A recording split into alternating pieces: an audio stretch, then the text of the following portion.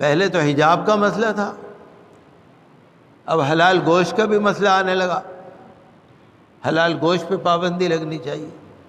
کرناٹک میں ادھر ادھر لوگ مطالبہ کر رہے ہیں، اور وہاں کے جو وزیر اعلیٰ ہیں، مکھ منتری، وہ کہہ رہے ہیں ہم اس پہ بھی غور کریں گے، حلال گوشت پہ بھی پابندی لگائیں گے۔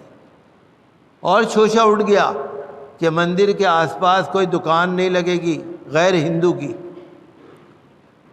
کہیں پر تہوار ہے، کہیں پر میلہ لگا ہوا ہے، وہاں پر غیر ہندو کی دکان نہیں لگے گی۔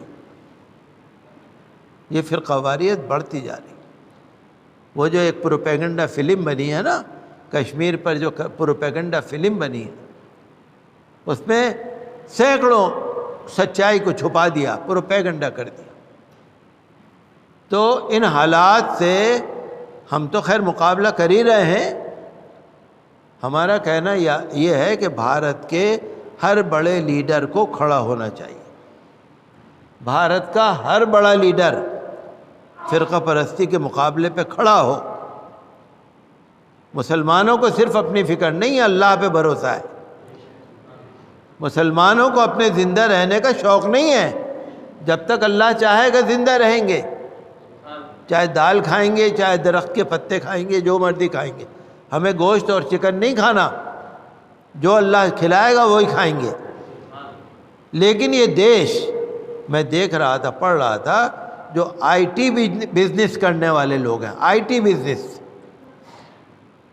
بڑے بڑے صنعت کار، بڑے بڑے انڈسٹریلسٹ، جو انفارمیشن ٹیکنالوجی سیکٹر کے لوگ ہیں، جو بایو ٹیکنالوجی سیکٹر کے لوگ ہیں، وہ چلا رہے ہیں۔ وہ کہہ رہے ہیں بھارت کا نمبر 1 مقام ہے۔ اگر فرقہ پرستی پھیلتی رہی تو بھارت کا کیا ہوگا؟ مسلمانوں کا تو وہی ہوگا جو اللہ چاہے گا۔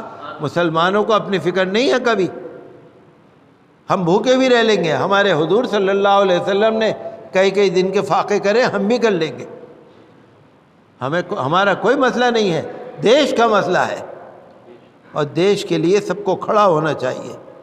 مسلمان ایک شریف قوم ہے، ایک با اخلاق قوم ہے، ایک محبت والی قوم ہے، ملنسار قوم ہے۔ مذہب اسلام نے ہمیں تعلیم دی ہے کہ ہر ایک سے محبت کا برتاؤ۔ 800 سال تک مسلمانوں نے حکومت کی، اور انگریزوں کے دور میں بھی اور آج بھی۔ آپ مسلمانوں کی کوئی غلطی نکال نہیں سکتے۔ پھر کیا وجہ ہے یہ نفرت ہے؟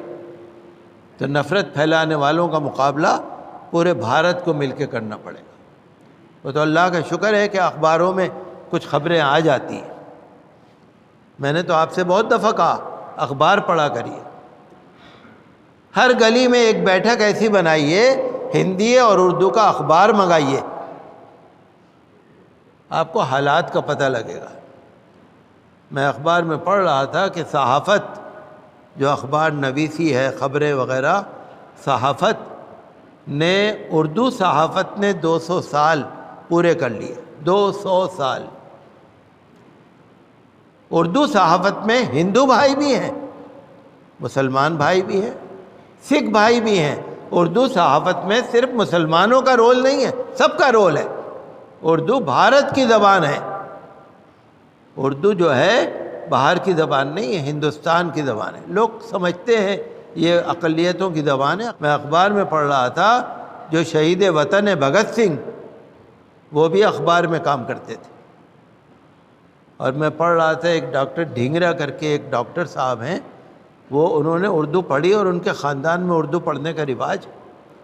اور پہلے بہت سارے لوگ میرے پاس، بی پی موریہ ایک بڑے لیڈر آئے تھے میرے پاس، وہ کہنے لگے امام صاحب میں نے مسجد میں مولوی صاحب سے اردو پڑھی ہے۔